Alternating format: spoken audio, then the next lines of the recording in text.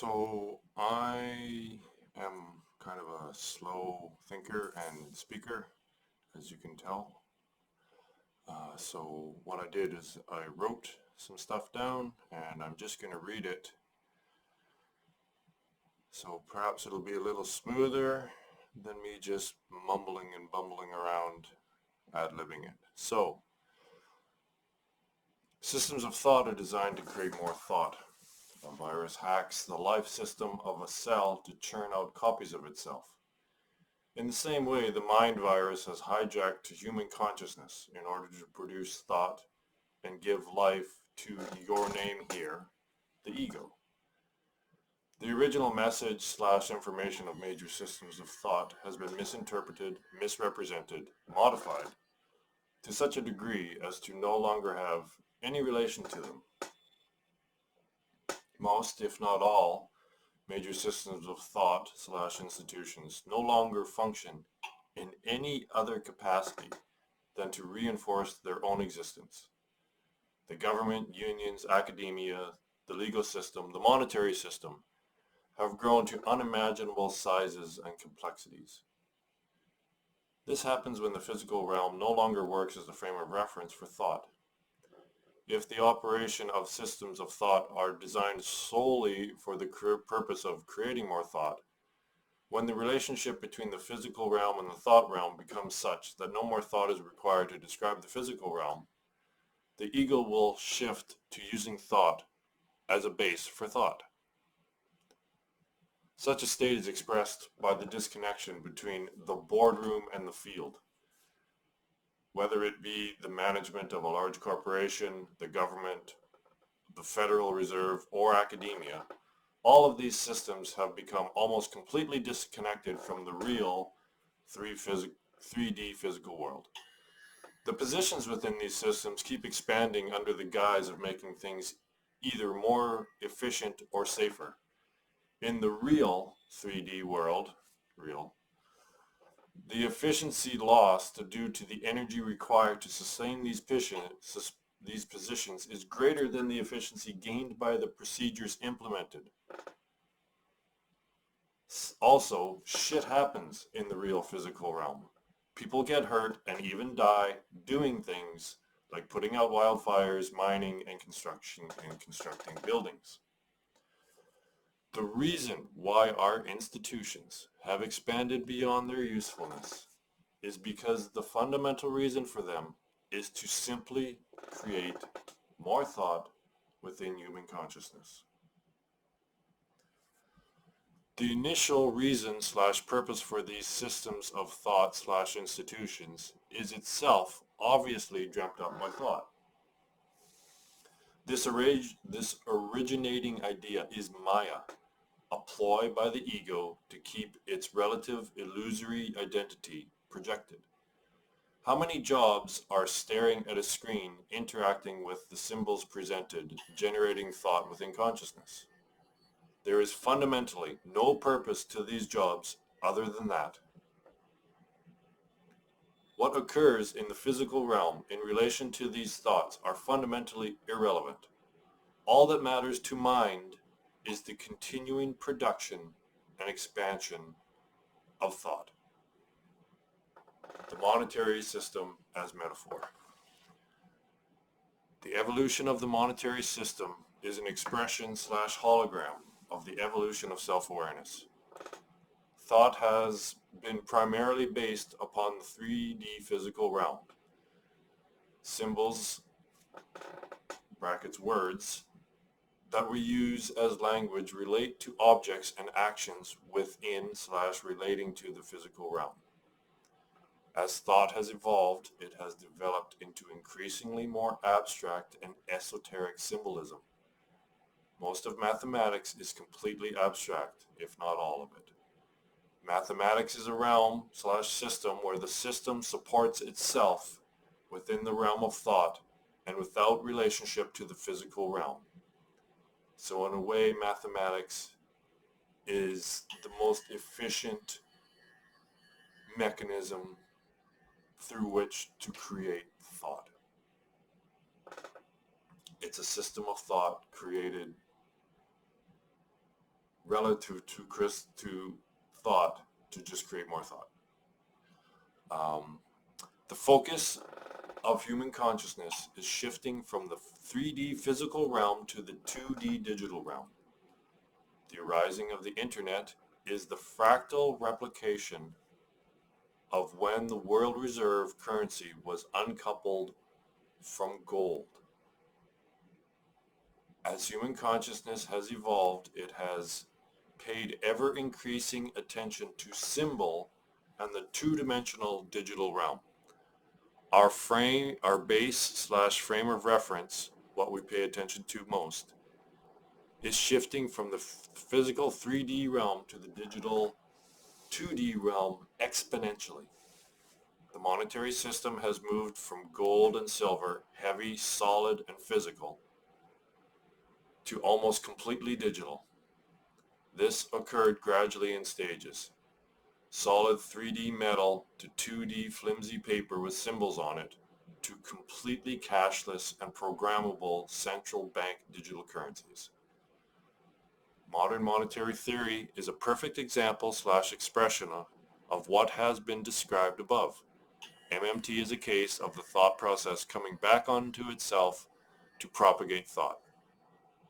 The process no longer relates to economics, the relationship between the physical realm, finite resources, and the financial realm, infinite thought, or anything within the physical natural world. The physical realm is also a Ponzi scheme that requires constant expansion, but the rate of expansion within the natural world is very slow, which makes the system quite dependable and stable. When the monetary system became unconnected to the physical realm upon the dropping of the gold standard in 1971, the rate at which humanity could change the physical realm became unnatural. The rate of change is so unnatural that nature can no longer adapt, which is leading to its death. And the end of time as we know it and the physical realm, the laws of the physical realm. MMT is the monetary system that will operate the new digital reality. MMT will work only in a system that has unlimited resources. A computer-generated realm will require only electricity for its operation. Characters within that realm will not be biological and therefore will not require food or possibly even sleep. If a spaceship containing the new metaverse, digital reality into which human consciousness has inhabited, that actually rose within consciousness, were to be in orbit around the sun, in theory it would have unlimited energy until the sun goes nova in a few billion years. This will be the equivalent of playing a video game in cheat mode. The resulting realm is much like the conventional Christian view of heaven. Heaven is up in the clouds, where there will be no more physical suffering, and we can get whatever we want simply by thinking about it. This will not, in fact, be heaven, but the next iteration of the cycle of samsara.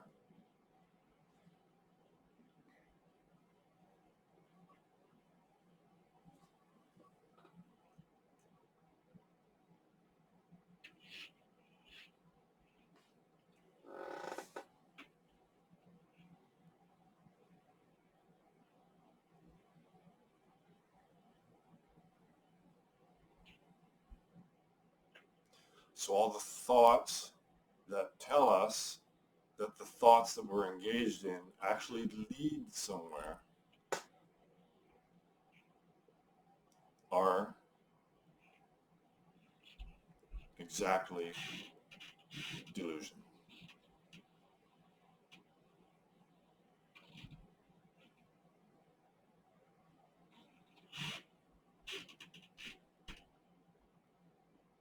All of these systems of thought are failing simultaneously, all of them, the big ones, the little ones, communism, capitalism, democracy, the fiat money system, the whole entire monetary system. all of these institutions, all of these systems of thought have become just self-affirming, trying to validate their own existence, no longer having any form or mechanism. Their initial purpose has been revealed as illusory because none of that ever really manifested, did it? It just keeps going and going and making a mess of things, not actually improving it. So what we have to do is really be objective about what's going on. Look at what's going on. Take an opposing point of view.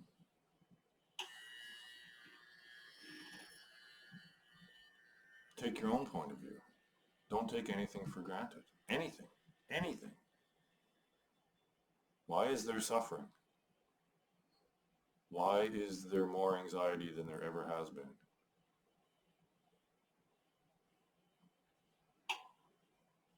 So again, along with the monetary system and all the debt that we have, well, that's an expression of the karmic debt that we're holding.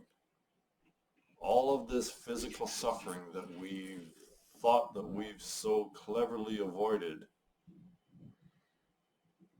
by becoming masters of the physical world,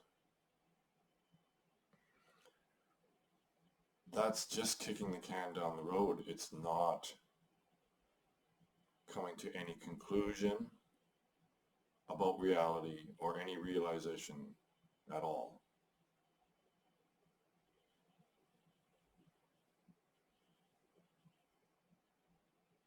So the degree to which we have lessened physical suffering is the degree to which our mental suffering has increased.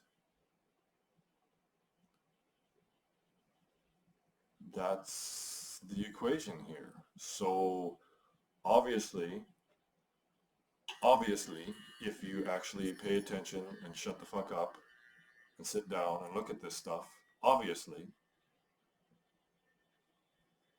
thought has done nothing to decrease the overall level of suffering, the overall degree of suffering within human consciousness. Nothing. It's done nothing. It's just shifted it all from physical suffering to psychological suffering. And now the debt, the massive, massive, massive debt that all of humanity is holding right now is absolutely being manifest in and as the actual monetary world. So all this karmic debt will be paid as the species goes extinct over the next 20 years. And there will be massive, massive, massive, unprecedented amounts of suffering. Don't kill the messenger. That's just the way it is. And as I've told you before, the way to transcend the karmic system is to not operate on the I system. An I thought comes up, ...